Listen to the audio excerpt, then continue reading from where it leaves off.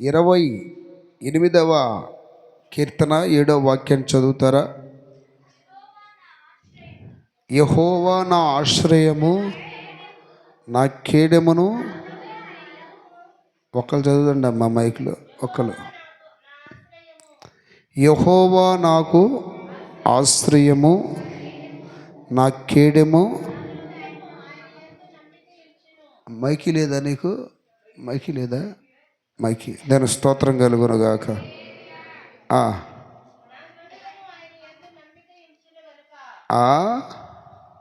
నా ప్రాణమా, యెహోవా నాకు ఆశ్రయము, నా కేడెము, నా హృదయము ఆయన యందు నమ్మిక ఉంచెను గనుక. నా హృదయము ఆయన యందు నమ్మిక ఉంచెను గనుక నాకు సహాయము కలిగెను. నాకు సహాయము కలిగెను. గట్టిగా చెప్పండి. నా హృదయము ఆయన మీద నమ్మిక ఉంచెను గనుక నాకేం కలిగింది? సహాయము కలిగింది. గట్టిగా చెప్పండి. ప్రియ దేవుని బిడ్డలారా, మనము దేవుని నమ్మాలి. ఏం చేయాలి? దేవుని నమ్మాలి. దేవుని మీద నమ్మకంతో ముందుకు సాగాలి. దేవుని నమ్ముతూ మనము ఈ విశ్వాస యాత్రలో మనము స్థిరపడుతూ ఉండాలి. నమ్మినప్పుడు మన జీవితంలో ఆయన చేసే కార్యాలు చాలా అద్భుతాలు, ఆశ్చర్య కార్యాలు, మహిమలు. అయితే దేవుని యొక్క వాక్యం చెప్తున్న మాట, నా హృదయము నీ యందు నమ్మిక ఉంచెను గనక నాకేం కలిగింది? సహాయము కలిగింది. దేవుని స్తోత్రం కలుగునుగాక, స్తోత్రం కలుగునుగాక. అంటే మనము ఆయన్ని నమ్మినప్పుడు మనకేం కలిగిద్దంట? సహాయము కలిగిద్ది. దేవుని స్తోత్రం కలుగునుగాక. ఈ రోజున చాలామంది వాపోతుంటారు, మాకు ఏది జరగట్లేదయ్యా, ఏది అవ్వట్లేదయ్యా, ఏది పొందలేకపోతున్నామయ్యా అని. అది మీ వీక్నెస్. అది దేవుడు నమ్మిన వారి జీవితంలో అద్భుతాలు చేస్తాడు, ఆశ్చర్య కార్యాలు చేస్తాడు. ఆయన వాక్యంలో చెప్తున్నాడు, నమ్ముట నీ వలనైతే నమ్మువానికి సమస్తమును సాధ్యమే. అర్థమైందా? మరియా మార్తలతో అంటున్నాడు, మీరు నమ్మిన ఎడల దేవుని మహిమను. అంటే దేవుని నమ్మిన ప్రతిసారి ఏదో ఒక మహిమ గల కార్యాన్ని మనం పొందుతాం. దేవుని నమ్మిన ప్రతిసారి ఏదో ఒక ఘనకార్యాన్ని దేవుడు మన జీవితంలో జరిగిస్తూ ఉంటాడు. అయితే అపనమ్మకం లేకుండా ప్రార్థన చేసుకోవాలి. ఇప్పుడు చాలామంది నమ్మినట్టు కనపడతారు, కానీ వారిలో అపనమ్మకాలు ఉంటాయి. వాక్యం చెప్తున్న మాట ఏంటంటే, అపనమ్మకము వలన ఏ కార్యము జరగదు. ప్రతిరోజు ప్రార్థన చేసేటప్పుడు, నాయనా నిజంగా నా మనసు, నా హృదయం నిన్ను నమ్ముతుందా లేదా, నీ మీద ఆనుకుంటుందా లేదా, నిన్ను ఆశ్రయిస్తుందా లేదా, నీవే దిక్కు, నీవే కొండ కోట అని పలుకుతుందా లేదా అని నీవేం చేయాలంటే పరీక్షించుకోవాలి. పరీక్షించుకున్నప్పుడు నీ మనసు, హృదయము, ప్రాణాత్మ, దేహములు దేవుణ్ణి నమ్ముతాయి కనుక అప్పుడు నీకు తెలియకుండానే ఆటోమేటిక్ ఏం కలుగుతుంది? సహాయము కలుగుతుంది. దేవుని స్తోత్రం. హల్లెలూయా. దయ్యం పట్టినటువంటి ఒక వ్యక్తిని ప్రభు దగ్గర తీసుకొచ్చినప్పుడు ఆ దయ్యం పట్టిన వారి తండ్రి అంటున్నాడు, ప్రభువా నీ వలన ఏదైనా చేతనైతే మాకు సహాయం చేయ అని అడిగినప్పుడు యేసు ప్రభువారు అన్న మాట, నమ్ముట నీ వలనైతే నమ్మేవానికి సమస్తము సాధ్యము. ఈ సంవత్సరం అంతా నా ప్రియ దేవుని బిడ్డలారా, మనం ఆయన నమ్మాం గనుక అనేక రకాలైన ఆటంకాలను జయించి, అనేక రకాలైన అడ్డుకోటలను కూల్చివేసి, అనేక రకాల వ్యాధులు, రోగాలు, బలహీనతలు, ఆర్థిక ఇబ్బందులు, ఆపదలు, అనేక రకాల కన్నీళ్ళు, కష్టాల నుండి ఆయన కృపను బట్టి, ప్రేమను బట్టి మనం వాటన్నిటిని జయించి ఎంత దూరం రాగలిగాం. దాని స్తోత్రం, స్తోత్రం. అందుకని మనము కడవరకు ఇట్లానే నమ్ముతూ ముందుకెళ్ళాలి. ఇప్పుడు ఆ తండ్రి అంటున్నాడు, అయ్యా నమ్మితే మహిమలు చేస్తానని నువ్వు అంటున్నావు, ఓకే, నాకు అపనమ్మకం లేకుండా చేయయ్యా అన్నాడు. ఏ నమ్మకం లేకుండా? ఏడ్చి అడిగాడు అంటండి. వాక్యం చెప్తుంది, చదువుతారు ఆ వాక్యాన్ని. వెంటనే ఆ చిన్నవాని తండ్రి, వెంటనే మార్కు సువార్త 9వ అధ్యాయం 24వ వాక్యం. వెంటనే ఆ చిన్నవాని తండ్రి, నమ్ముచున్నాను, నాకు అపనమ్మకం ఉండకుండా సహాయము చేయమని బిగ్గరగా చెప్పాడు. చెప్పండి. నమ్ముతున్నాను, సహాయము. అపనమ్మకం లేకుండా సహాయం చేయ అంటే కుమారుడికి స్వస్థత కలగాలని వచ్చిన ఈ వ్యక్తి ఇప్పుడు తనకు స్వస్థత కలగాలని అడుగుతున్నాడు. కుమారుడుకున్నదేమో కుమారుడుకున్న దయ్యం ఏంది? నీళ్ళలో పడేసే దయ్యం, నిప్పులో పడేసే దయ్యం. వెనకున్న దయ్యం ఏంది? అపనమ్మకం అనే దయ్యం. అర్థమైందా మీకు? అపనమ్మకం అనే దయ్యం ఉన్న వాళ్ళందరూ గట్టిగా చెప్పండి. లేదన్న వాళ్ళు గట్టిగా చెప్పండి. దేవుడు సహాయం చేస్తానంటే చేస్తాడు, చేయనంటే చేయడు. మాట ఇచ్చి తప్పుటకు ఆయన నరుడు కాదు. దేవుని స్తోత్రం. ప్రార్థనలో అదే మనం ప్రార్థన చేయాల్సింది. ఏమని? అయ్యా నాకు అది అయ్యా ఇది అయ్యా అని అడుగుతాం. ఓకే, మంచిది అడగాలి, కానీ నాకు అపనమ్మకం లేకుండా తీసేయ్యా. ఒక్కసారి చెప్పండి అన్నమాట. డాక్టర్ని నమ్ముతున్నావు, మనుషులు నమ్ముతావు. డాక్టర్లు అంటే మనుషులే. అర్థమైంది? ఎవరైనా నీకు ఇదిగో 10,000 ఇస్తావు, 1,00,000 ఇస్తా అంటే వాళ్ళు నమ్ముతావు. అందరినీ అన్నిటినీ నమ్ముతావు. కానీ దేవుడి దగ్గర రాగానే సాతాడు ఏం కలుగు చేస్తున్నాడు? దేవుడు ఏం చేస్తున్నాడు? అపనమ్మకాన్ని. ఈరోజు అపనమ్మకం లేకపోతే నీకు సహాయం దొరకదు, మేళ్ళు పొందలేవు, కార్యాలు పొందలేవు, అద్భుతాలు చూడలేవు. నమ్ముట నీ వలనైతే నమ్మువానికి సమస్తం సాధ్యమని పలికిన దేవుడు ఆయన నరుడు కాడు. He's not man, he's almighty god. అప్పుడు దీన్ని బిడ్డలారా, ఆయన సర్వశక్తి కలిగిన దేవుడు. దాని స్తోత్రం కలుగునుగాక. నమ్మాలి, నమ్మాలి, నమ్మాలి. నమ్మకము కలిగేంత వరకు ప్రార్థన చేసుకోవాలి. నాయన నాకేదో ప్రతిదానికి కలవరం కలవరం కలవరం, అనుమానం, సందేహం, ఏమన్నా అయిద్దేమో, ఏమన్నా జరిగిద్దేమో, అదేమో ఇదేమో ఇదేమో, అబ్బో ఈ కలవరాలతో నేను బాగా కురిగిపోతున్నా. నాయన అని ప్రభు దగ్గర ఏడిస్తే మన నమ్మకాన్ని బాగు చేస్తాడు ఆయన. గట్టిగా చెప్పండి. ఏం బాగు చేస్తాడు? నమ్మకాన్ని. ఇర్మియా గ్రంథంలో రాయబడింది ఏమనో తెలుసా? భ్రష్ట పిల్లలారా మీ విశ్వాసము నేను బాగు చేస్తాను రండి అంటున్నాడు. దేవుని స్తోత్రం కలుగునుగాక. మన విశ్వాసం బాగుపడాలి. మన విశ్వాసం బాగుపడినప్పుడు మనం ఇంకా ఇంకా ఇంకా ఇంకా ఘనమైన శక్తి కలిగిన అద్భుత కార్యాలు ఎన్నో చూడగలుగుతాం. ఈ రోజున అపనమ్మకం పోవాలి మీలో నుండి. దేవుని స్తోత్రం కలుగునుగాక. ప్రార్థనలు అడగండి, అపనమ్మకం తీసే ప్రభా, అపనమ్మకం తీసే ప్రభా. చూడండి, నమ్ముట నీ వలనైతే నమ్మువానికి సాధ్యం అన్నాడు కదా. వాళ్ళు నమ్మినప్పుడు కుళ్ళిపోయిన శవాన్ని కూడా లేపాడు అక్కడ. అంటే ఇప్పుడు మనం తేలిగ్గా కథ చదువుతున్నామాడ, అర్థమైందా? లాజర్ని యేసయ్య లేపాను. అసలు ఒక సచ్చినోడు లేవడం అంటే సామాన్యమైన విషయమా? చెప్పండి. లాజరు కమ్ అవుట్ అంటే అది సామాన్యమైన విషయమా? అప్పటికి 4 రోజులు మురిగిపోయి ఉంటాడు. ఎంత వాసన వస్తుంది. బయటికి రా అంటే నమ్మకం ఏం చేస్తాం చెప్పండి? కుళ్ళిపోయి జీవము లేనటువంటి శవాలను కూడా బాగు చేస్తున్నప్పుడు ఈరోజు నీ కుటుంబాన్ని బాగు చేయదా? చెప్పండి. మీ కుటుంబాలను బాగు చేస్తుందా చేయదా? నీ పరిస్థితులను బాగు చేస్తా లేదా? ఇప్పుడు నీకేం కావాలి? నమ్మకం కావాలి. ఎందుకు బాగవను? మారాని మధురంగా మారుస్తాడు ఆయన. హల్లెలూయా. చీకటిని వెలుగుగా మారుస్తాడు. హల్లెలూయా. మరణాన్ని జీవంగా మారుస్తాడు. లేని దానిని ఉన్నట్టుగా పిలిచే మహిమగల దేవుని శక్తి కలిగిన హస్తము కిందన ఉన్నావు. ఆయన ఏదైనా చేయగలడు. దేవుని స్తోత్రం. హల్లెలూయా. ఇప్పుడు నీలో నుండి పోవాల్సింది ఏంటిది? తీసేయి. ఆడు ఏడ్చాడంట. అయ్యా అపనమ్మకం లేకుండా చేయ అని సింపుల్గా లూజ్ మాటలు అనలా.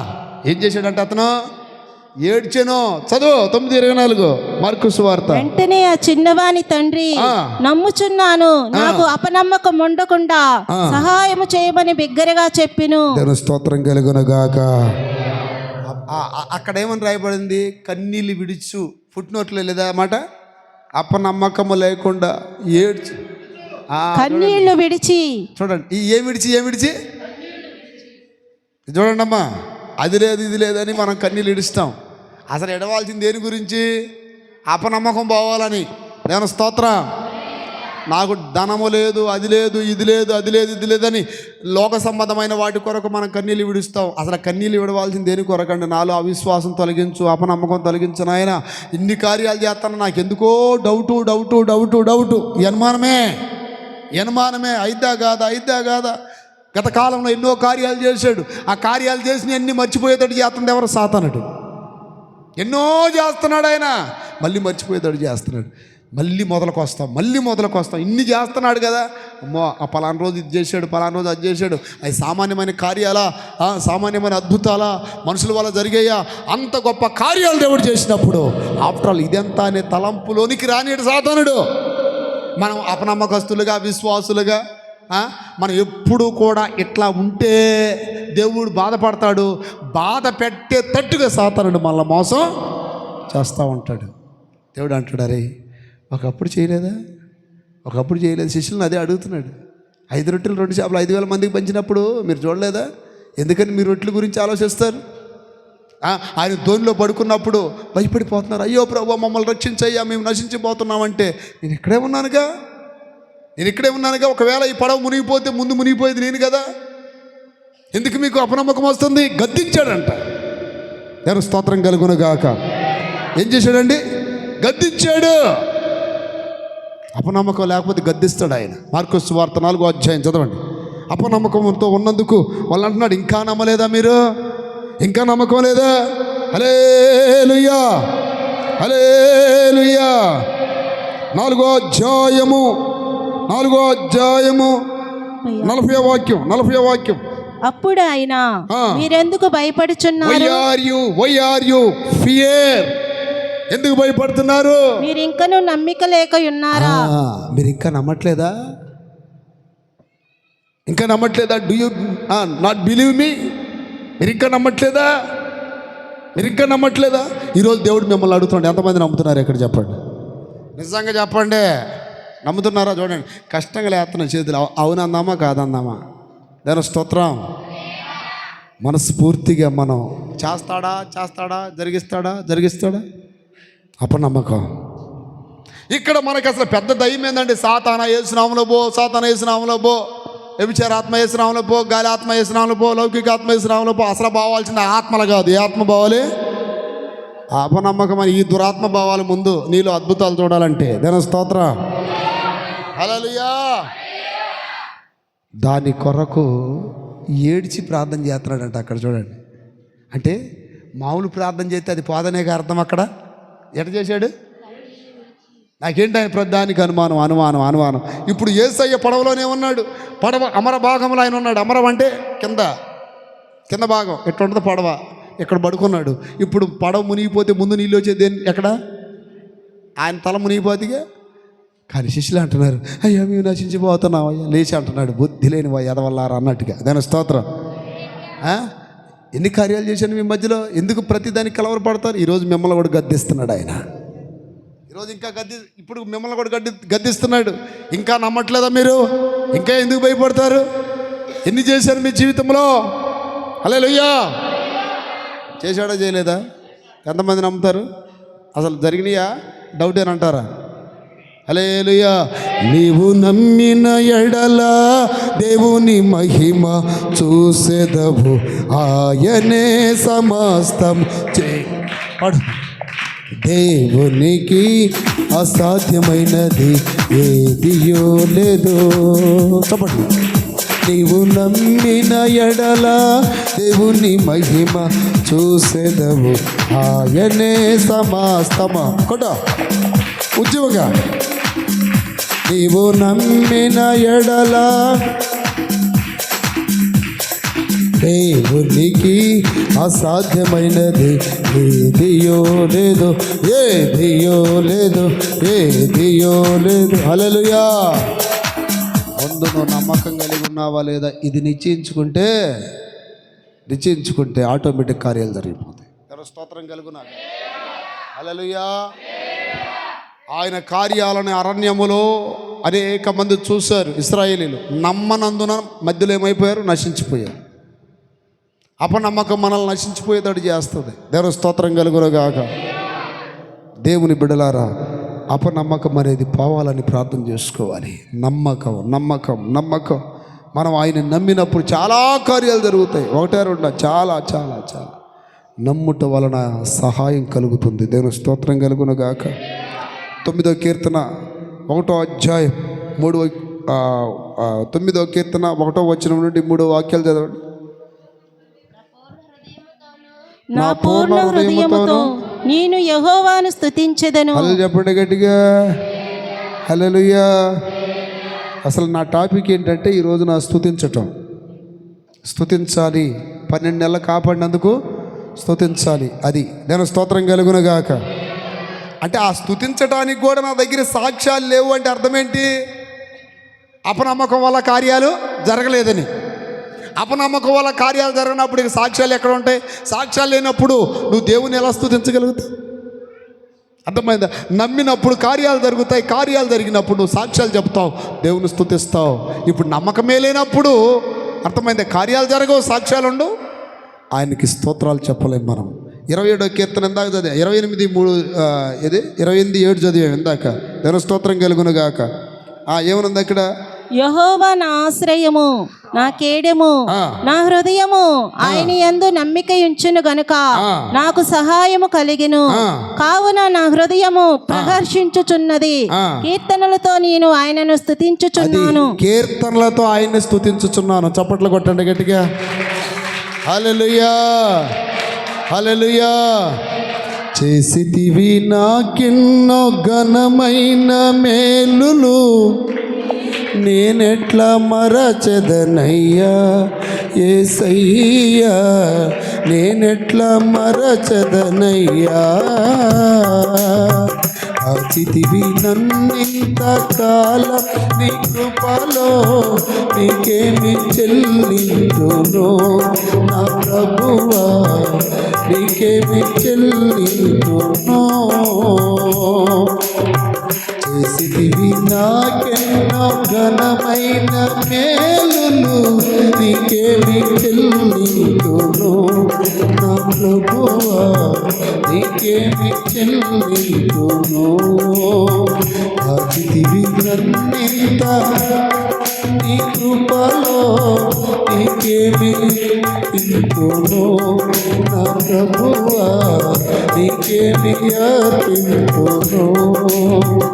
పాపకరమైన ఊబి నుండి ప్రేమతో నన్ను రక్షించినావు, పరము చేరే మార్గము చూపి కరుణతో నన్ను నడిపించినావు. నీవే నాకు ఆశ్రయమైతివి, నీవే నాకు మార్గమైతివి, నీవే నాకు మార్గమైతివి, నీవే నాకు సత్యమైతివి, నీవే నీవే నాకు జీవమైతివి. చేసితివి నాకెన్నో ఘనమైన మేలులు, నీకేమి చెల్లిందు. హల్లెలూయా.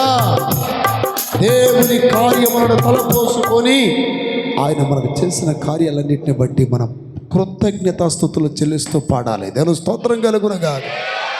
చాలామంది పాటలు పాడాలంటే పాటలు పాడమనేగా అక్కడ అర్థం. ఏమంటున్నాడు అక్కడ? చదవండి. కీర్తనలతోనూ, అదేనా? కావున నా హృదయము ప్రహర్షించుచున్నది, కీర్తనలతో నేను ఆయనను స్తుతించుచున్నాను. ఒకసారి పాడండి పాట. చేసితివి నాకెన్నో మైన మేలులు, నేనెట్లా మరచెదనయ్యా యేసయ్యా, నేనెట్లా. మీరు ఆగండి అయ్యా, మీరు పాడండి. చేసితివి. మీలో చాలా మందికి ఏమనిపిద్ది అంటే, అన్న పాటలు పాడమన్నా మైక్ ఇస్తే కాదు పాడేది అనిపిస్తుంది. మైక్ లేకుండా పాడలేమా? నోరు ఉందిగా. దేవుని స్తోత్రం. హల్లెలూయా. ఇప్పుడు మైక్ ఉంటేనే కదండి మనకు నోరిచ్చాడు. మధ్యరాత్రి లేచి వాళ్ళు కీర్తనలు పాడి దేవుని నామాన్ని ఏం చేశారు? గణపరచ. పాటల వలన కూడా దేవుని నామాన్ని మహింపరచాలి మనం. దేవుని స్తోత్రం. చేతులు పైకి ఎత్తి గట్టిగా చెప్పండి. హల్లెలూయా. ఇప్పుడు పాడండి అందరు కలిసి. చేసితివి నేనెట్లా మరచెదను. మిమ్మల్ని ఒక్క ప్రశ్న, టాప్ మోస్ట్ ఒక్క టెస్ట్ మనీ, ఒక సాక్ష్యమైన ఘనమైనది ఏదైనా నాకు ఉంది అన్నవాళ్ళ చేతులు ఉందా?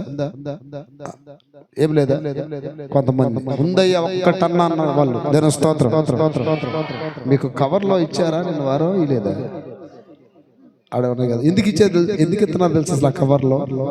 ఈ సంవత్సరంలో మన పరిచర్యలో ఎన్ని కార్యాలు జరిగాయా అన్నది నేను తెలుసుకోవడానికి. దేవుని స్తోత్రం.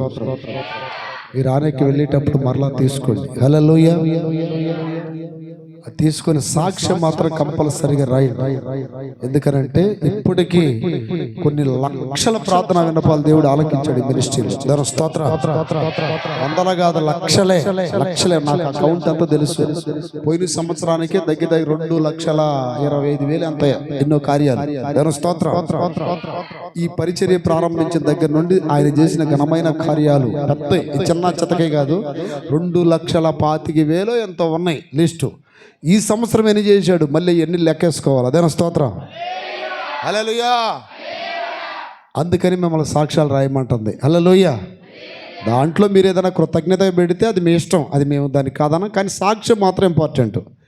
2 మాటలైనా ఏం జరిగింది అన్నది. అంటే మీరు కొన్నిసార్లు మమ్మల్ని ప్రార్థన విన్నపం కోరినప్పుడు మేము కానీ అలాగే మన సేవకులు కానీ చేసినప్పుడు ఎలా జరిగాయి, ఏం కార్యాలు జరిగాయి, దానికి మేము కృతజ్ఞతాస్తుతులు చెల్లించడానికి మా ప్రార్థనకి దేవుడు ఎంత గౌరవించాడు, ఎంత రెస్పెక్ట్ ఇచ్చాడని తెలుసుకోవడానికి. దాని స్తోత్రం. చేతులెత్తి చెప్పరే హల్లెలూయా.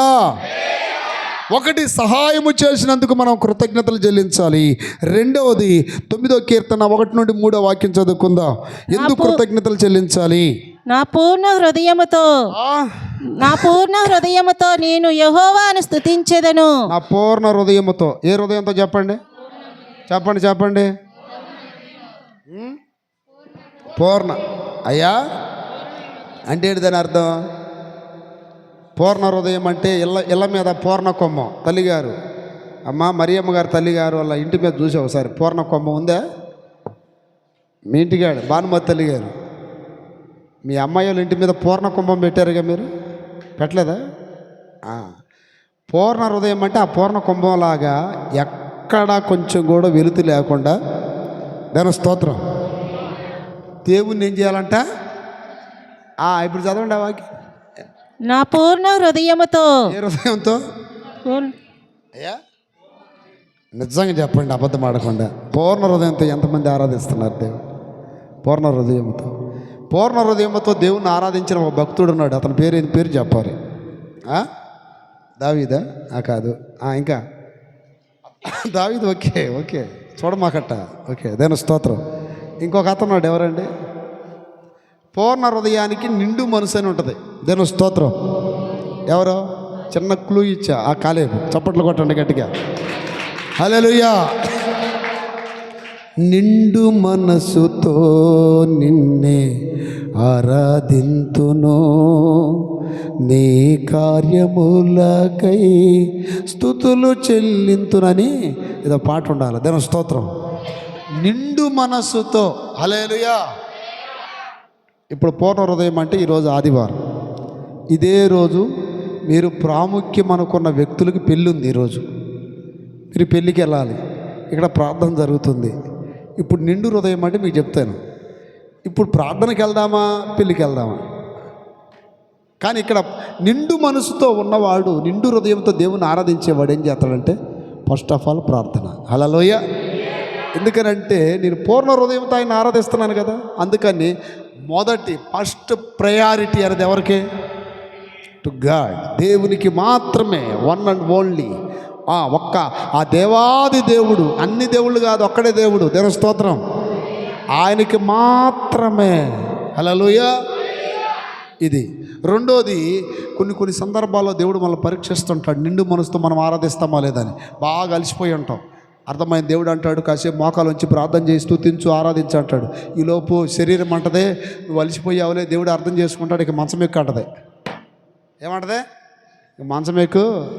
ఎందుకంటే నీకు స్థితిగతులు తెలుసు కదా ఆయనకి. పాటలు కూడా ఏం పాడుతున్నావు? నన్ను ఎరిగిన వాడా అని పాటలు పాడుతున్నావు. ఇది తెలుసులే, ఆయనకి బాగా అలసిపోయాడు. కానీ అప్పుడు కూడా నువ్వు ప్రార్థిస్తే, స్తుతిస్తే, ఆరాధిస్తే ఏ మనసుతో, ఏ హృదయంతో నువ్వు ఆరాధిస్తున్నట్టు? దేవుని స్తోత్రం. ఇప్పుడు పిచ్చిగా దెబ్బలు తిని మధ్యరాత్రిలో లేచి కీర్తనలు పాడారా లేదా? కొంతమంది దేవుడికి తెలుసులయ్యా, అమ్మో ప్రార్థన లేదా. ఈ శనివారాలు ఆదివారాలు కూడా ఎగ్గొడతారు కొంతమంది. అలసిపోయామన్నా, అదన్నా ఇదన్నా.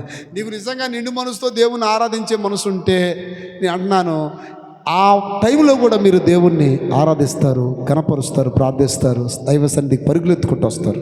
ఎందుకనంటే మీ హృదయము కంటే అధికుడు ఆయన. హల్లెలూయా.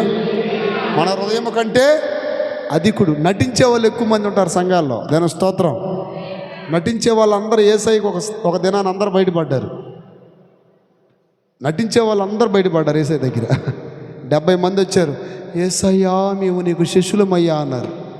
కఠినంగా ఒక వాక్యం చెప్పాడు. 58 మంది పరారు. ఎంతమంది? యోహాను సువార్త 6:60లో ఉంటుంది. వద్దులు తీయొద్దులే, మీరు మంచి బైబిల్ పండితులు. దాని స్తోత్రం. ఒక్క ప్రసంగమే కఠినంగా చెబితే అప్పుడు దాకా నువ్వు ఎటు పోతే అటేనయ్యా అన్నారు. ఇప్పుడేమైంది? ఒక్క ప్రసంగానికి 58 మంది అవుట్. మళ్ళీ రెండో ప్రసంగం చెప్పాడు. దేని స్తోత్రం. వాళ్ళలో ఒకడు దొంగ. ఎవరోడు? ఏదో ఇస్కరియోతు. సరే, ఇప్పుడు ఈ దొరలు ఎంతమంది ఉన్నారు అయ్యా? ఈ 11 మందిని ఎక్కడ తీసుకెళ్ళాడు? గెచ్చమని తోటలో తీసుకెళ్ళాడు. 8 మందిని ఒక చోట, 3 ఒక చోట కూర్చోబెట్టాడు. ఈయన కొంచెం దూరంకి వెళ్ళి ప్రార్థన చేస్తున్నాడు. ఈలోపు బంట్రౌతులు వచ్చారు సైనికులు. ఆయన పట్టుకున్నారు. వీళ్ళు కూడా పరారు. ఎవరో వీళ్ళు కూడా పరారు. అందుకనే యేసయ్య ఒక మాట అంటాడు, నన్ను పంపిన తండ్రి నన్ను విడవలేదు గనుక నేను ఒంటరిని కాను. యోహాను సువార్త చదవండి. ఆ మాట నాకు బాగా ఇష్టం. నేను రోజుకు ఒక్కసారి ఆయన గుర్తు చేసుకుంటా వాక్యాన్ని. నేను స్తోత్రం కలుగునుగాక. ఏదో ఒక సమయాన ప్రజలందరూ నిన్ను విడిచిపెట్టిపోవచ్చు ప్రియ దేవుని బిడ్డ, కానీ దేవుడు మాత్రం నిన్ను విడిచి పెట్టిపోడు. గట్టిగా చెప్పండి. నన్ను పంపిన తండ్రి నాకు తోడయ్యున్నాడు గనుక ఆయన నన్ను ఒంటరిగా 8వ అధ్యాయం 29. నన్ను పంపినవాడు నాకు తోడై ఉన్నాడు. నన్ను పంపిన వాడు నాకు తోడై ఉన్నాడు. ఆయనకి ఇష్టమైన కార్యము నేను ఎల్లప్పుడూ చేయుదును గనుక ఆయన నన్ను ఒంటరిగా విడిచిపెట్టలేదని చెప్పిన. చప్పట్లు కొట్టండి గట్టిగా. ఇక్కడ చూడండి, యేసు ప్రభు వారికి 70 మంది శిష్యులు ఉన్నారని ధైర్యం కాదు, 12 మంది శిష్యులు ఉన్నారని ధైర్యం కాదు, 11 మంది శిష్యులు ఉన్నారని ధైర్యం కాదు. అర్థమైందా? ఒక అతను, ఎవరతనో పేతురు, అవసరమైతే నీ కొరకేమిస్తానన్నాడు. కానీ టైం వచ్చినప్పుడు తన ప్రాణం కాపాడుకోవడానికి అబద్ధాలు ఆడాడు 3 సార్లు. దాని స్తోత్రం. కానీ యేసు ప్రభువారు అంటున్నాడు, నన్ను పంపిన తండ్రి నాకు తోడై ఉన్నాడు. ఆయనకి ఇష్టమైన కార్యములు నేను ఎల్లప్పుడూ చేతును. ఆయన నన్ను ఒంటరిగా విడిచిపెట్టలేదు. ఈ సంవత్సరం అంతా దేవుడు నిన్ను ఒంటరిగా విడువక ఎడబాయక ఎంతవరకు నడిపించినందుకు చప్పట్లు కొట్టి కనపరచండి. హల్లెలూయా, హల్లెలూయా, హల్లెలూయా, హల్లెలూయా, హల్లెలూయా. నీ తోడు నాకుండగా ఒంటరిని కానెన్నడు. హల్లెలూయా, హల్లెలూయా. ఆయన తోడు మాట్లాడుగాక. ఎందుకంటే కొన్ని సందర్భాల్లో మన పరిస్థితులు బాగలేనప్పుడు, శ్రమలు కష్టాలు కలిగినప్పుడు, ఇబ్బందులు కలిగినప్పుడు అనేక మంది గుణాలు బుద్ధులు మనకు అర్థమవుతాయి. కానీ మార్పు లేనివాడు, ఆయన గుణం ఎప్పుడు మారదు, ఆయన బుద్ధి ఎప్పుడు మారదు, ఆయన స్వభావం ఎప్పుడు మారదు. ఆయన నిన్న నేడు నిరంతరం ఒకే రీతిగా.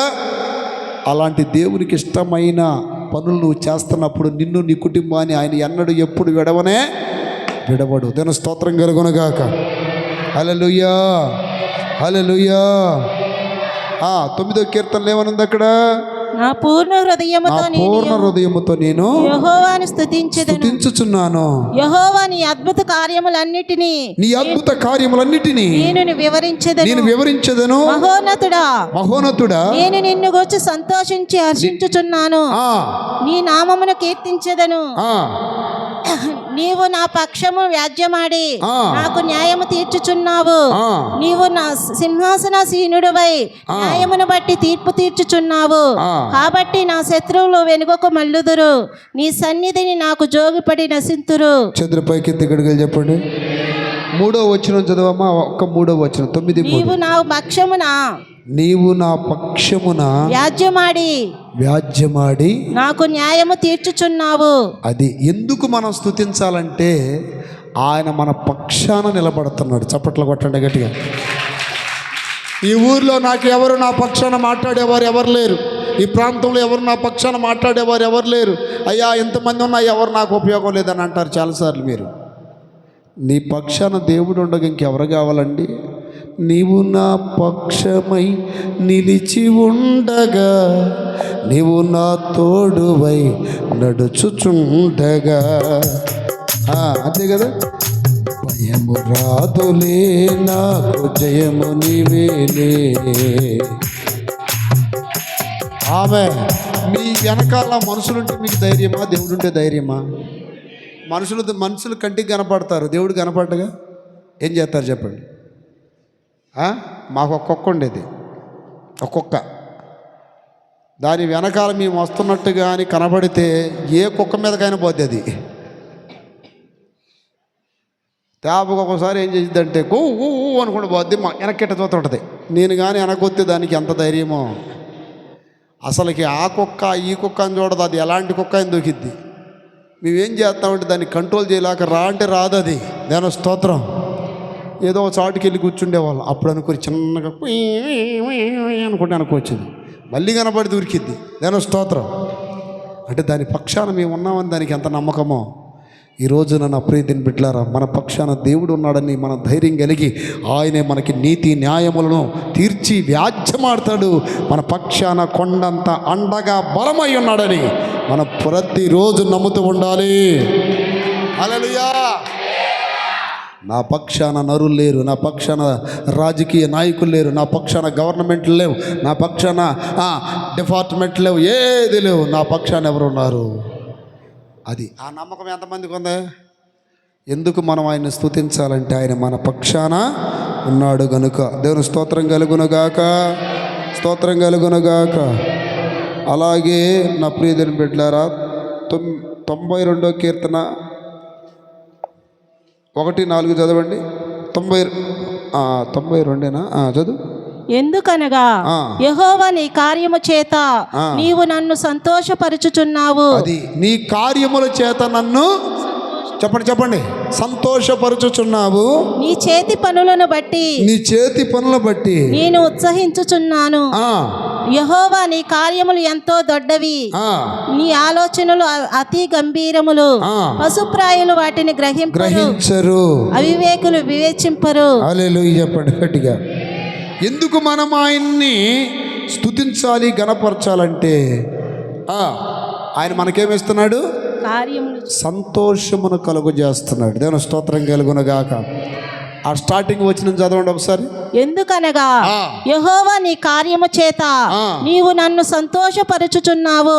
చూడండి, సంతోషపరచుచున్నావు నీ కార్యముల చేత. ఇప్పుడు మనం సంతోషంగా ఉండాలంటే ఏం చేయాలి చెప్పండి? ఇప్పుడు ఈరోజు మనకు డబ్బు అవసరం ఉన్నప్పుడు సంతోషించండి. ఆడ సంతోషిస్తాం. ఆ డబ్బు అవసరత తీరితే కదా సంతోషించేది. ఆకలి అవుతుంది, సంతోషించండి. అటు సంతోషిస్తాం. ముందు ఆకలి తీరితేగా. దేవుని స్తోత్రం. రోగం వచ్చింది, సంతోషించండి. ఆడ సంతోషిస్తాం. ఆ రోగం పోతే కదా. ఆ సమయ సందర్భాలను బట్టి దేవుడు మనకున్న అవసరతలు తీరుస్తూ ఉండగా ఈ అవసరతలు ఆయనే తీరుస్తున్నాడని మనం గ్రహిస్తున్నాం. ఆ అవసరతలు తీర్చి మనల్ని ఏం చేస్తున్నాడు? ఆయన సంతోషపరుస్తున్నాడు. దేవుని స్తోత్రం కలుగునుగాక. అవ్వదనుకున్నాం, అయింది. జరగదనుకున్నాం, జరుగుతుంది. పొందలేమనుకున్నాం, పొందాం. ఇవన్నీ ఎవరు చేశారంటే దేవుడే చేశాడు. ఆయన మాకేం కలుగు చేస్తున్నాడు? సంతోషమును కలుగు చేస్తున్నాడు. చేతుల పైకి ఎత్తగట్టుగా చెప్పండి. హల్లెలూయా. బాగా అక్కర్లో ఉన్నప్పుడు నీ అక్కర తీరిస్తే చాలా సంతోషం కలిగితే దేవుని స్తోత్రం కలుగునుగాక. బాగా ఇబ్బందులో ఉంటావు, ఆ అవసరత తీరిస్తే, లేదా బాగా రోగంతో ఉంటావు, ఆ రోగంలో నిన్ను దేవుడు బాగు చేస్తే ఎంత సంతోషం కలిగిద్దో. దేవుని స్తోత్రం కలుగునుగాక. సమయోచితమైన కృపచేత కార్యములు జరిగిస్తున్న దేవుడే నిత్యము తన ప్రజలు సంతోషంగా, ఆనందంగా, నెమ్మదిగా, ప్రశాంతంగా, ఉత్సాహంగా, ఉల్లాసంగా ఉండాలని నిత్యము ఆయన తన ప్రజలని గమనిస్తూ ఉన్నాడు. హల్లెలూయా. అందుకని అలాంటి కార్యాలు పొందుతున్న మనము దేవుని నిత్యము ఆయన ఏం చేస్తూ ఉండాలంటే స్తుతిస్తూ గణపరుస్తూ ఉండాలి. దేవుని స్తోత్రం కలుగునుగాక, స్తోత్రం కలుగునుగాక, స్తోత్రం కలుగునుగాక. ప్రాణము తృప్తిపరచబడాలి. 4వది 107వ కీర్తన 8, 9 వాక్యాలు చదవండి. ప్రాణం ఏం కావాలి చెప్పండి? ఆయన కృపను బట్టి నరులకు ఆయన చేయు ఆశ్చర్య కార్యములను బట్టి వారు యెహోవాకు కృతజ్ఞతాస్తుతులు చెల్లించుదురుగాక. ఏలయనగా ఆశగల ప్రాణమును ఆయన ఆశ కలిగిన ప్రాణమును ఆయన ఏం చేస్తున్నాడు? తృప్తిపరిచి ఉన్నాడు. ఈ సంవత్సరములో ఆశ కలిగిన ప్రాణాలను ఎంతమంది ప్రాణాలను ఆయన తృప్తిపరిచాడు? చేతులు ఎత్తండి. దాని స్తోత్రం కలుగును గాక. హల్లెలూయా. నా ఆశలన్నీ తృప్తిపరచెదవు. హల్లెలూయా. నా ఆలోచనలో నెరవేర్చెదవు. హల్లెలూయా. నా ఆశలన్నీ తృప్తిపరచెదవు. నా ఆలోచనలో నెరవేర్చెదవు. మొర్ర పెట్టిన దినమున సమీపమస్తుడవై, మొర్ర పెట్టిన దినమున సమీపస్తుడవై నా కార్యములు చేయుచున్నావు. నా కార్యములు చేయుచున్నావు. చప్పటి. నా కార్యములు చేయుచున్నావు. ఒట్టో గట్టిగా ఏది ఓటి గట్టిగా చేయుచున్నావు. హల్లెలూయా, హల్లెలూయా, హల్లెలూయా. ఆశ కలిగిన ప్రాణాన్ని ఏం చేస్తున్నాడు ఆయన? మనకు ఒక ఆశ ఉంటే దేవుడు ఇంకొక ఆశ, ఇంకొక కార్యం చేయడు ఆయన. మనకి ఏదైతే ఆశ ఉందో ఆ ఆశ నెరవేర్చడమే కాదు, ఆశకు తగినట్టు ఇవ్వటం కాదు, అంతకు మించి చేస్తాడు. ఆమేన్. అడుగు వాటి కంటేను, ఊహించని వాటి కంటేను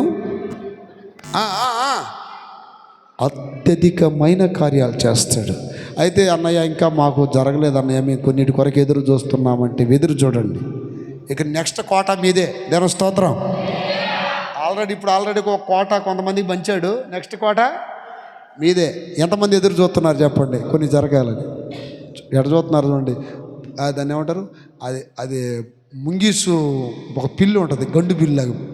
ఎడ చూస్తున్నారు? హల్లెలూయా. ఇంకా కొన్ని కార్యాలు పొందాలని మేము ఎదురు చూస్తున్నామని వాళ్ళు చేతులు ఎత్తండి. చక్కగా సీరియల్ పెట్టుకొని హల్లెలూయా సినిమాలు పెట్టుకొని కనిపెడతా ఉండండి. కనిపెట్టమన్నారు కదన్నయ్య, సంవత్సరం నుండి చూస్తున్నాను అన్నయ్య. ఎట్లా ఎన్ని చూసుకుంటానా? అట్లా కాదు కనిపెట్టడం అంటే. దేవుని స్తోత్రం. దాసుని కన్నులు యజమానుని చేతి తట్టును, దాసి కన్నులు యజమానురాలు చేతి తట్టును.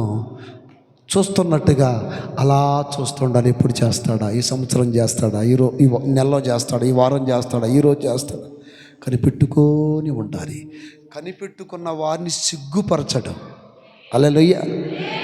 25వ కీర్తన 3వ వాక్యం చదవండి. కనిపెట్టుకో. ఇప్పుడు అబ్రహాం 25 ఏండ్లు కనిపెట్టాడు, సిగ్గుపరచలేదే. ఇస్సాకు కనిపెట్టాడు.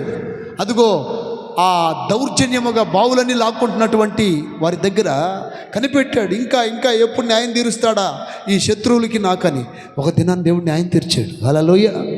వాక్యం చెప్తుంది అక్కడ, నీ కొరకు కనిపెట్టు వారిలో, నీ కొరకు కనిపెట్టుకుని వారిలో ఎవడను సిగ్గునందడు, ఎవ్వడు సిగ్గుపడడు. చప్పట్లు కొట్టండి గట్టిగా. హల్లెలూయా. నేను దేవుని కొరకు కనిపెట్టుకొని సిగ్గుపడ్డాను అన్న వాళ్ళ చరిత్రలో ఎవరైనా ఉన్నారా?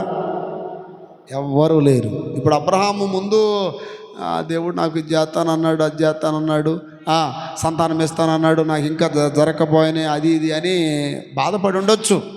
కానీ చెప్పే విషయంలో మాత్రం ఘనంగానే చెప్తున్నాడు. ఏమని? నేను లేని వాటిని ఉన్నట్టుగా చేసే దేవుని నమ్మాను, మృతులను సహితం మార్చే దేవుని నమ్మానన్నట్టు గొప్పగా చెప్పుకుంటున్నాడు. అవిశ్వాసం వలన సందేహింపక విశ్వాసముతో దేవుని కనపరిచాడంట. ఈ రోజున కార్యాలు జరగల అయినా నువ్వు విశ్వాసంతో నాకు ఇచ్చాడు, చేశాడు అని ఇట్లా విశ్వాసంతో కనిపెట్టుకుంటూ నువ్వు ఆయనకి కృతజ్ఞతాస్తుతులు చెల్లిస్తే ఒక దినాన అవి కార్యరూపము దాలుస్తాయి. దాని స్తోత్రం. ఇప్పుడు రైతున్నాడు, పొలాన్ని దున్నప్పుడు ఇత్తనాలు వేస్తాడు. కంది ఇత్తనాలు, పత్తి ఇత్తనాలు, ఆ ఇత్తనం వేసేటప్పుడు అదృశ్యంగా ఏం చూస్తున్నాడు? చెట్టును చూస్తున్నాడు. దాని స్తోత్రం. ఈ విత్తనం వేస్తున్నాను అక్కడ ఏ ఉద్దేశం చేస్తున్నాడు? ఇదిగో ఇక్కడ సొరకాయ విత్తనం వేస్తున్నాను, అదృశ్యంగా సొర చెట్టును చూస్తున్నాడు. పత్తి విత్తనం వేస్తున్నాడు, పత్తి చెట్టును చూస్తున్నాడు. కంది ఎత్తనమేస్తున్నాడు, కంది చెట్టును చూస్తున్నాడు. అలాగే మనం ప్రార్థన విన్నపాలతో విత్తుతున్నప్పుడు మనము అదృశ్యంగా ఎన్ని చూడాలి. ఏది కావాలని మనం ఎదురు చూస్తున్నామో అది పొందినట్టుగా చూడాలి. చేతుల పైకి ఎత్తి గట్టిగా చెప్పండి. ప్రార్థనలకించు ప్రేమ పూర్ణుడా, నిజముగా మొర్ర పెడితే దాటిపోవయ్యా, కన్నీటితో విత్తి. హల్లెలూయా. దేవుడు నా ద్వారా రాయించిన పాటలు ఆత్మీయులకే అర్థమయ్యేది, శరీర సంబంధమైన వాళ్ళకి అర్థమో. కన్నీటితో విత్తి ఎన్నెన్నో మేలులు. ఈరోజు నా కన్నీళ్ళతో ఎత్తుతున్నారు, ఎత్తండి. మిమ్మల్ని దేవుడు సిగ్గుపరచడం. హల్లెలూయా. మీ ఆశ కలిగిన ప్రాణాన్ని ఏదో ఒక రోజు తృప్తిపరుస్తాడు. అబ్రహాముని 25 ఏళ్ళ తర్వాత తృప్తిపరిచాడు. ఆమేన్. ఏదో ఒక రోజు నీ దగ్గరికి వస్తాడు ఆయన, ఏదో ఒక రోజు నిన్ను దర్శిస్తాడు ఆయన, ఏదో ఒక రోజు నీ కన్నీళ్లు తుడుస్తాడు. ఏదో ఒక దినాన నువ్వు ఎక్కడైతే అవమానపరచబడుతున్నావో అక్కడ పూదండలు లేపిస్తాడు. ఎక్కడైతే ఏళ్ళు పెట్టి అనేకుల చేత చూపించబడుతున్నావో ఈ ఏళ్ళని ముడుచుకోబోయే రోజు నువ్వు చూస్తావు. తల దించుకున్న చేడ తలెత్తే తట్టు చేస్తాడు ఆయన. హల్లెలూయా. నేను అడిగింది కొంచెమేనే, దేవుడు ఇంత గొప్ప కార్యాన్ని చేశాడు. ఇన్ని గొప్ప కార్యాలు, ఊహించలేని కార్యాలు చేశాడని ఒకరోజు నువ్వు ఘనంగా గొప్పగా సంతోషంగా సాక్ష్యం చెప్పి దేవుని నామాన్ని మహిమపరిచే రోజు రాబోతుంది. Wait and see, wait and see. దాని కొరకు నువ్వేం చేయాలి? కనిపెట్టుకొని ఎదురు చూస్తుండాలి. గట్టిగా చెప్పండి. ఆయన కొరకు కనిపెట్టుకుని వారిలో ఎవడో ఈ సంవత్సరమా, నెక్స్ట్ ఇయరా, లేకపోతే ఇప్పుడు ఆయన కరుణించేంత వరకు కీర్తన గ్రంథం చదవండి. ఆయన కరుణించేంత వరకు 123:2. హల్లెలూయా. దాసుని కన్నులు తన యజమానుని చేతి తట్టును, దాసి కన్నులు తన యజమానురాలి చేతి తట్టును చూచినట్లు మన దేవుడైన యెహోవా మనలను కరుణించు వరకు మన కన్నులు ఆయన తట్టు చూచుచున్నవి. కొడు చప్పటి గట్టిగా. హల్లెలూయా. మన దేవుడని యెహోవా మనల్ని కరుణించు వరకు మన కన్నులు ఆయన తట్టు ఎడు చూస్తున్నాయి. నెల నెల రేషన్ బియ్యం కిలో చూస్తాయి, నెల నెల పెన్షన్ల వైపు చూస్తాయి. దేని స్తోత్రం. నెల నెల ఇంకా వేరే వేరే వాటి వైపు చూస్తాయి. హాస్పిటల్కి వెళ్తే డాక్టర్కి వెళ్ళి చూస్తాయి. కానీ ఇటు చూడట్లేదు. ఎటు చూడాలి? మన చూపులు ఒకసారి చూడండి. అటు రేకులకి వెళ్ళా. దేని స్తోత్రం. అటు చూడాలి, ప్రార్థనలో కనిపెట్టాలి. ఎంతకాలమైనా ఆయన కరుణించే వరకు. చెప్పండి. ఎప్పుడు దాకా?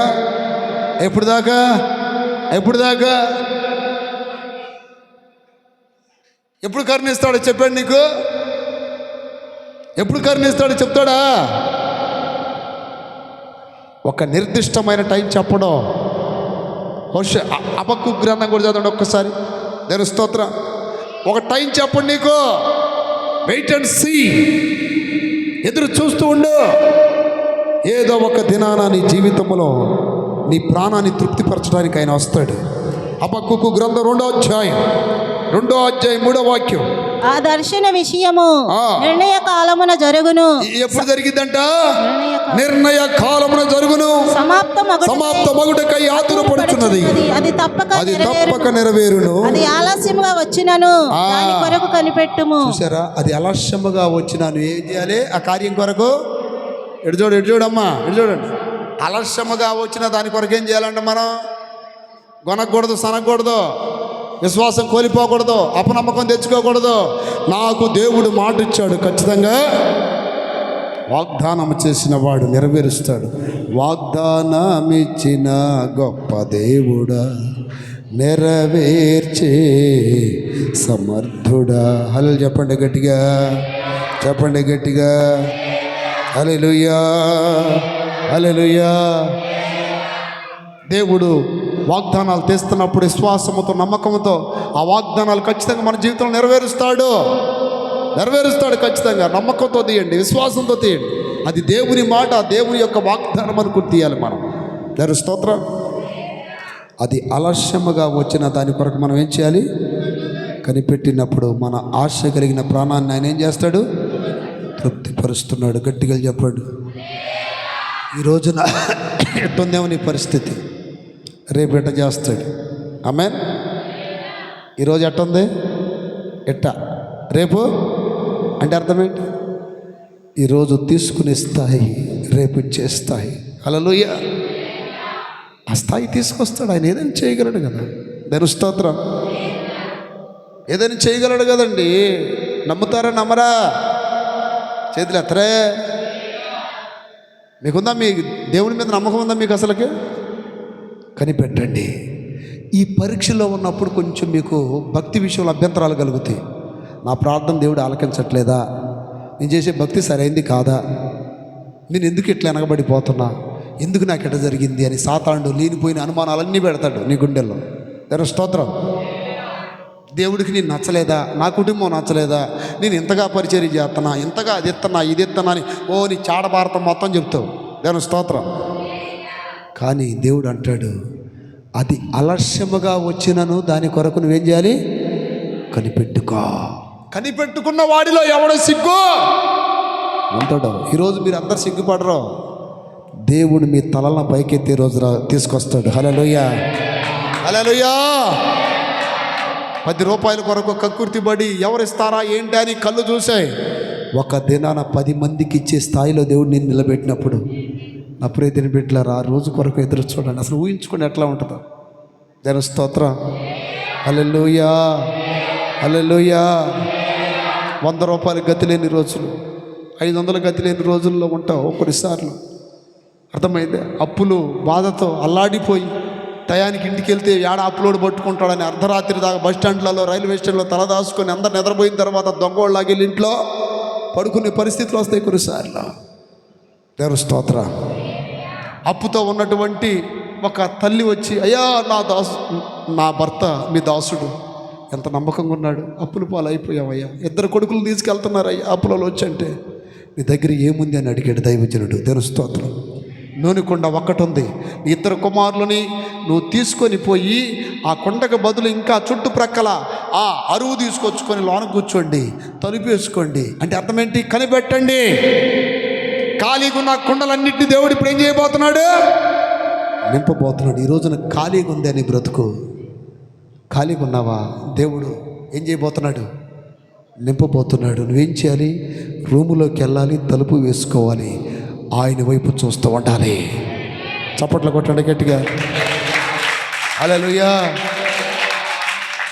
ఏదైనా చేయగలడు.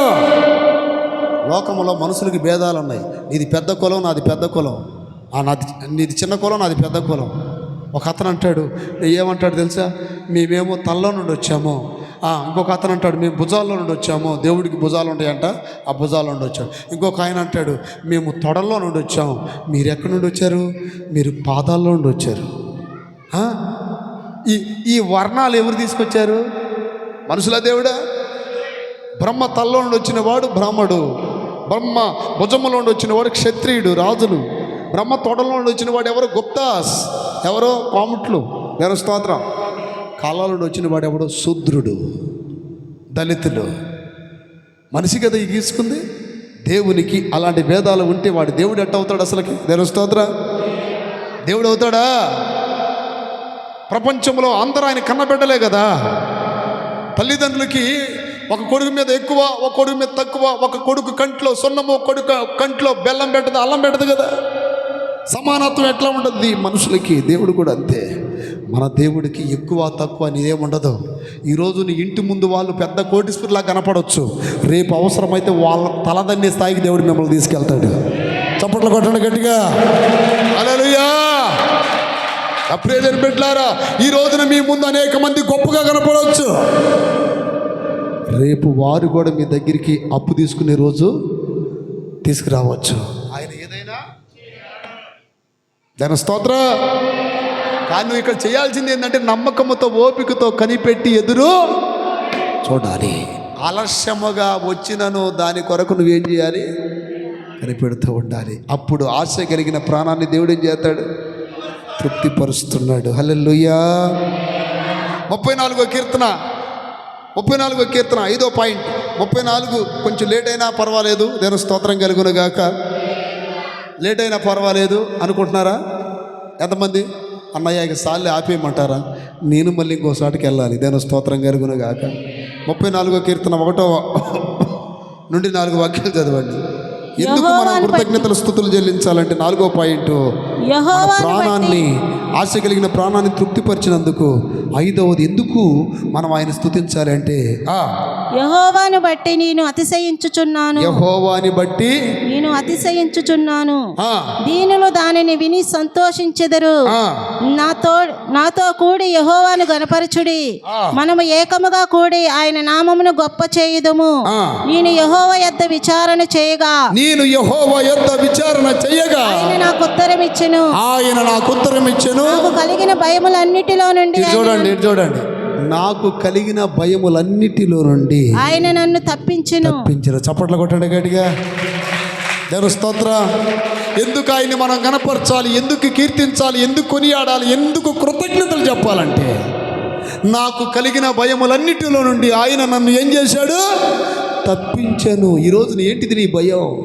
ఆరోగ్యం గురించి భయమా? అప్పుల గురించి భయమా? పొలాల గురించి భయమా? వ్యాపారాల గురించి భయమా? పిల్లలు చెట్టులాగా ఎదిగారు, వాళ్ళ పెళ్ళిళ్ళ గురించి భయమా? చదువుల గురించి భయమా? ఏ భయము కలిగినా ఆయన దగ్గర నువ్వు మొర్ర పెడితే, విచారిస్తే, నాకు కలిగిన భయములన్నిటిలో నుండి ఆయన నన్ను ఏం చేశాడు? తప్పించాను. కొడు చప్పట్లు గట్టిగా. హల్లెలూయా, హల్లెలూయా. ఎన్ని భయాలతో ఉన్నారు మీరు ఇక్కడ? చెప్పండి, ఎన్ని భయాలతో ఉన్నారు? భయపడకూడదు. హల్లెలూయా. దేవుడు కొన్ని వందల సార్లు చెప్పాడు బైబిల్లో, do not fear, do not fear, do not fear, do not fear, don't afraid, don't afraid. భయపడొద్దు, భయపడొద్దు, భయపడొద్దు. ఎందుకన్నాడు ఆ మాట? నువ్వు దేనికి భయపడుతున్నావో, దేనికి దిగులు పడుతున్నావో, దేనికి చింత కలిగి ఉన్నావో,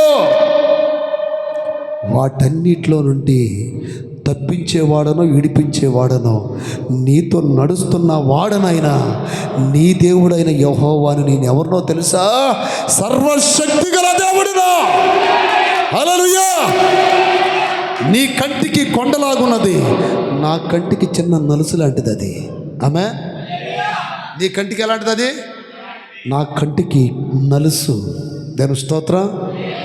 నీకు భారమైనది, నాకు తేలికైనది. నా దృష్టితో నువ్వు చూడు. దేవుని దృష్టి మనకు కావాలి. నిజంగా చెప్తాను, దేవుని దృష్టి ఏం చేసింది? దేవుని కళ్ళు, ఆ దృష్టి మనకు కానీ వస్తే ఎట్లా ఉంటాయంటే, మన కళ్ళు సమస్య ఎంతది ఎంతది అని జనం అందరు కంగారు పడుతుంటారు. మనకని ఇదే ఆ కళ్ళు ఎవరుకున్నాయి తెలుసా? దావీదుకున్నాయి. గొలియాతును చూసి 40 రోజులు యుద్ధం చేయలేక యుద్ధ భూమిలో గడగడ వణిగిపోతూ భయభీతులతో బ్రతుకుతున్నప్పుడు దావీదు వచ్చి అంటాడు, ఈడెంత ఏమన్నాడు? అంత పెద్ద సమస్యను కూడా చూడండి ఎంత తేలిగ్గా మాట్లాడాడు. ఏమన్నాడు? అబ్బా, హల్లెలూయా, అబ్బా ఈడెంత అంటే అక్కడ సైన్యము, సైన్యాధిపతులు, సూర్యులు, ధీరులు, వీరులు, రాజు, వీళ్ళందరూ కూడా గడగడ వణిగిపోతున్నారు భయంతో. ఆఫ్టర్ ఆల్ గొర్రెలు కాసుకునే చిన్న బుడ్డోడు వచ్చి ఏమంటున్నాడు? ఇట్రా ఇట్రా, రారా దావీదు, దేవుని స్తోత్రం, ఎగిరెక్కు. ఈడంతాను వాడ 75,000. ఏమన్నాడండి? వీడంతా అంటే అక్కడ ఉన్న సైనికులకు, వీరులకు, ధీరులకు, సూర్యులకు, రాజులకు దేవుని కళ్ళు లేవు. దావీదుకే కళ్ళు ఉన్నాయి. చప్పట్లు కొట్ట గట్టిగా. కూర్చో కూర్చో. హల్లెలూయా. ఈ రోజున నీ కళ్ళతో చూస్తే సమస్య పెద్దది, దేవుడి కళ్ళతో చూస్తే ఎంతది? ఇప్పుడు ఏ కళ్ళు కావాలి? నిన్ను చూచు కన్నులు. హల్లెలూయా. ఏ కళ్ళు కావాలి? అసలు కళ్ళుల్లో ఉన్న పొరలు రాలిపోవాలి మనకి ముందు. ఏ పొరలు అవి? లౌకికమైన పొరలు. ఎవరికి రాలిపోయినాయి? పౌలుకి. అది రైట్, పౌలుకి రాలిపోయాయి. అప్పుడు దాకున్న కళ్ళు లోక సంబంధమైన కళ్ళు. ఎప్పుడైతే ఆ కళ్ళకున్న పొరలు రాలిపోయాయో, నా ప్రియతని బిడ్డారు, ఒక దినాన ప్రభువుని నమ్మాడు, రక్షించబడ్డాడు, సేవ పిలుపు వచ్చింది, సేవ చేస్తున్నాడు, వేలాది ఆత్మలను రక్షిస్తున్నాడు, సేవకులను తయారు చేస్తున్నాడు. ఒక వాడలో యెరూషలేము నుండి ఎక్కడికి ఇటలీ వెళ్తున్నాడు ప్రయాణమై. వాడలో 200 మంది సైనికులు ఉన్నారు. ఈ తుఫాను వలన, అలల వలన వాడ బద్దలైపోయింది. అందరికి బ్రతుకుదమన్న ఆశ ఈ పౌలు మాత్రం అందరితో అంటున్నాడు, సహోదరులారా ఎవరు భయపడాల్సిన అవసరం, గత రాత్రి దేవుడు నా దగ్గరికి వచ్చి ఏం కాదని చెప్పాడంటే అక్కడ వాళ్ళందరూ ఏమనుకుంటారు, నీకేం పోయేకాలం వచ్చిందా ఏంట్రా స్తోత్రం, ఎంత సమస్య వచ్చి వాడంతా బద్దలైపోతే ఏం కాదంటావు ఏంటి అంటే పౌలు కళ్ళు కూడా ఏ కళ్ళు అయ్యి, ఈ రోజున నీకు దేవుడు కళ్ళు కావాలి. కొంతమంది అంటారు వాడి కళ్ళు డ్యాగ కళ్ళు అని. ఏ కళ్ళు? డ్యాగ అంటే ఏంటి? ఏగల్ అంత ఎత్తులో ఉన్నటువంటిది నీళ్ళను చూసినప్పుడు నీళ్ళలో తిరుగుతున్న చేప పక్క దగ్గరికి పోయి చూసినా కూడా నా కంటికి కనపడదు చేప, కానీ దానికి అంత ఎత్తులో తిరుగుతున్న చిన్న పురుగు కనపడదు. నాతో టక్కన పెట్టేసింది, గురి తప్పిద్ది అసలుకే. ఏ కళ్ళు? ఈరోజు నీకే కళ్ళు కావాలి చెప్పండి? ఏ కళ్ళు? దొంగ కళ్ళు పోవాలి, పక్క చూపు కళ్ళు పోవాలి, అడ్డ చూపులు కళ్ళు పోవాలి. దేని స్తోత్రం. ఏ కళ్ళు కావాలి? హల్లెలూయా. అగ్ని జ్వాలలు నీ నేత్రములు, మెరిసే అపరంజి నీ పాదములు. అగ్ని జ్వాలలు అంట, అగ్ని జ్వాలలకి చెత్త కనపడదు. దేని స్తోత్ర. ఈరోజు ఏ కళ్ళు కావాలండి మనకి? ఏ కళ్ళు? మనకి లోక సంబంధమైన కళ్ళు ఉంటే మన కళ్ళు డాక్టర్ల వైపు, మన కళ్ళు డబ్బుల వైపు, మన కళ్ళు ఆశల వైపు, మన కళ్ళు అందం వైపు, మన కళ్ళు లౌకికమైన భ్రష్టత్వం వైపు, వాళ్ళ వైపు వీళ్ళ వైపు చూస్తాయి. కానీ దేవుడు కళ్ళు ఉంటే ఈ కళ్ళు డైరెక్ట్గా అటే చూస్తుంటాయి. చప్పట్లు కొట్టండి గట్టిగా. ఎటు చూస్తుంటే ఏ సమస్య వచ్చినా, శోధన వచ్చినా, ఇబ్బందులు వచ్చినా ఎటు చూస్తాయి? కళ్ళు టక్కని తిరుగుతాయి. హల్లెలూయా. ఇప్పుడు ఏ కళ్ళు కావాలి మనకి? దావీదు అదే అంటాడు, నా కళ్ళు ఎప్పుడు అలా చూస్తుంది ఆయనకి వెళ్ళి కనిపెడుతున్నాను. తెరు స్తోత్రం. యేసయ్యా నీదు ముఖము చూచు. ఆయన ముఖము జయమిస్తుంది, ఆయన ముఖము దోషముల్ని బయలుపరుస్తుంది, ఆయన ముఖము మనల్ని ధైర్యపరుస్తుంది. ఎన్నో ఉన్నాయి, అదొక ప్రసంగం అయింది. దేవుని స్తోత్రం.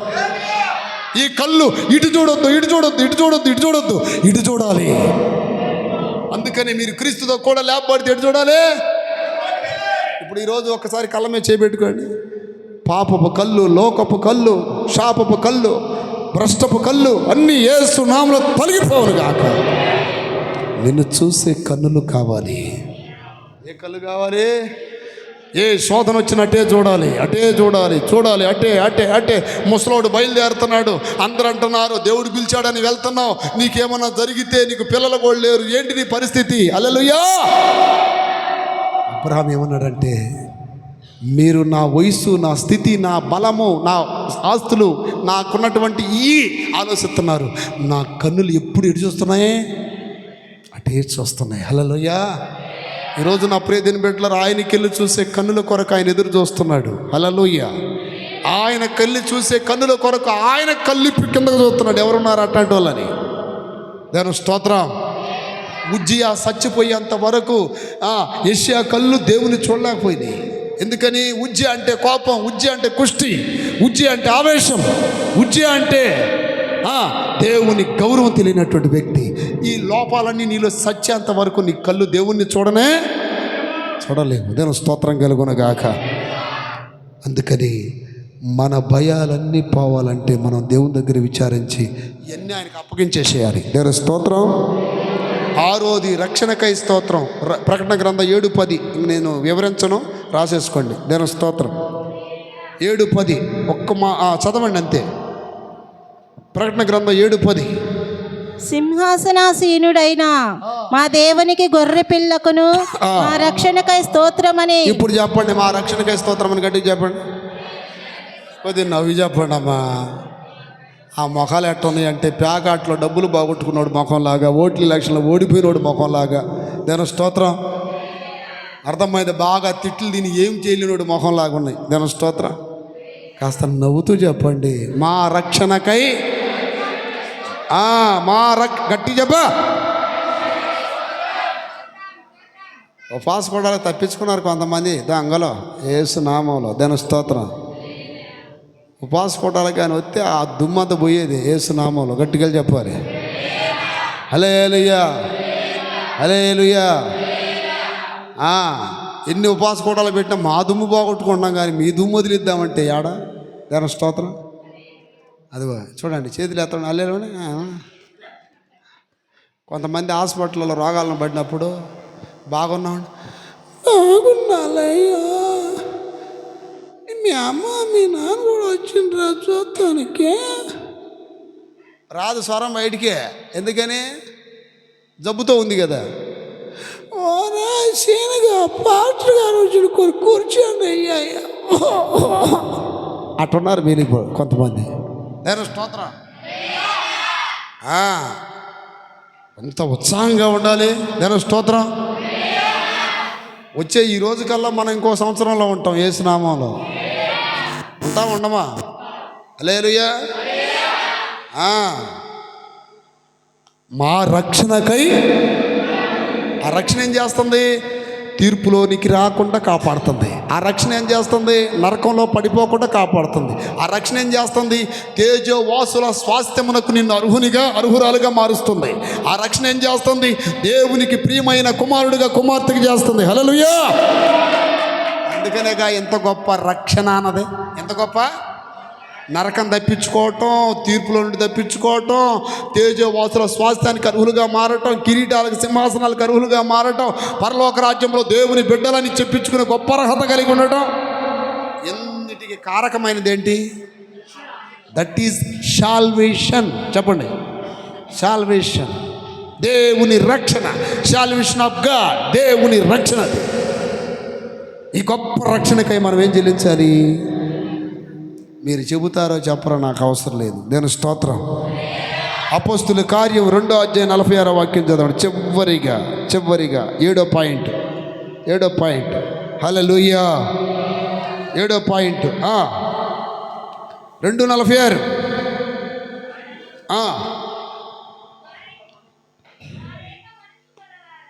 అమ్మా, ఏక మనస్సు గలవారై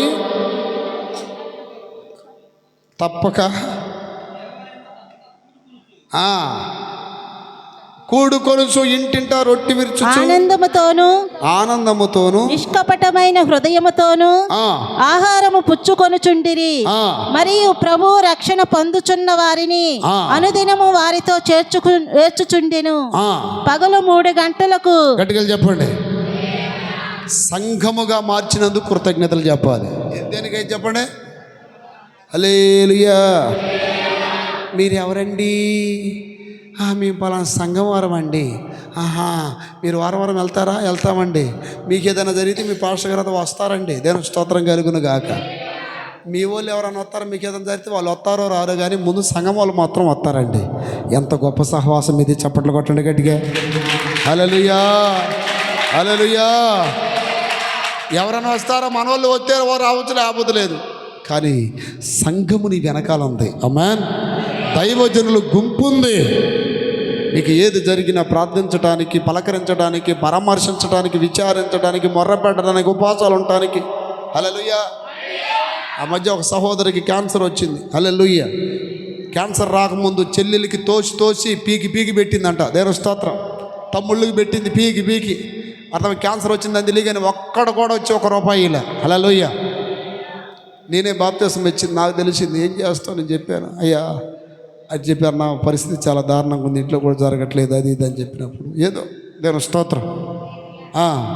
నేను చెప్పాను, ఈ డబ్బులు ఇచ్చేసిరా, తర్వాత బియ్యం పంపించావు, అవి ఇచ్చావు. చివరికి చచ్చిపోయినప్పుడు సమాధి పెట్టుకొనుకోవడానికి కూడా డబ్బులు వాళ్ళ దగ్గర. హల్లెలూయా. నేను చెప్పాను ఏమనంటే, ఒకవేళ వాళ్ళకి ఇల్లు లేదు, అద్దెంట్లో ఉన్నారు, వాళ్ళు అన్నారంటే ఎమ్మడే ఖాళీ చేయండి, చచ్చిపోయిన శవాన్ని ఇక్కడ పెట్టకూడదు, చాలామంది ఈ కాంప్లెక్స్లో ఉన్నారు, అది ఇది అని చెబితే నేను చెప్పాను, ఒకవేళ ఎక్కడ లేకపోతే చర్చి కాడికి రండి. దేని స్తోత్రం. ఏదంటారు చూడండి, ఎవరికి తప్పినా మనకి తప్పదు కదా, అడకన తీసుకురండి, ఇది అని అంటే నా ప్రీతిని పెట్టారు ఆడితే అలేదు. కానీ అవకాశం ఇచ్చాము మేము. 3 స్థలాలు ఉన్నాయి, ఎక్కడైనా పెట్టుకోండి, ఇబ్బంది లేదు. ఇంత బాధ్యత అసలు సేవకులకి, సంఘానికి ఎందుకు ఉంది చెప్పండి? రక్షణ పొందినందుకే. హల్లెలూయా. సొంతోళ్ళకి ఎంత బాధ్యత ఉంటుందా?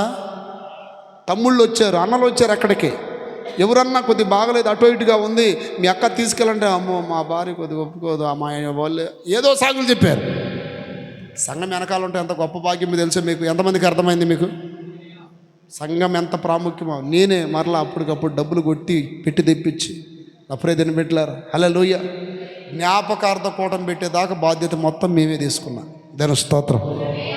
వీళ్ళలో మనం అన్న వాళ్ళు అందరు వాళ్ళు చాలామంది ఉన్నారు కదండి. ఎందుకు తలంత బలగమున్న తలగబోసేవాడు ఒకడో లేడు. వాళ్ళందరూ ఏమని చెప్పారంటే, పాస్టర్ గారండి అన్నీ ఆయనే పెట్టుకున్నాడండి. అదండి నేను చెప్పాను, దేవుని ప్రేమ లేకపోతే కనీసం ముష్టేయటానికి కూడా రూపాయి ఇచ్చేవాడిని కాదు నేను. ఏ ప్రేమ లేకపోతే?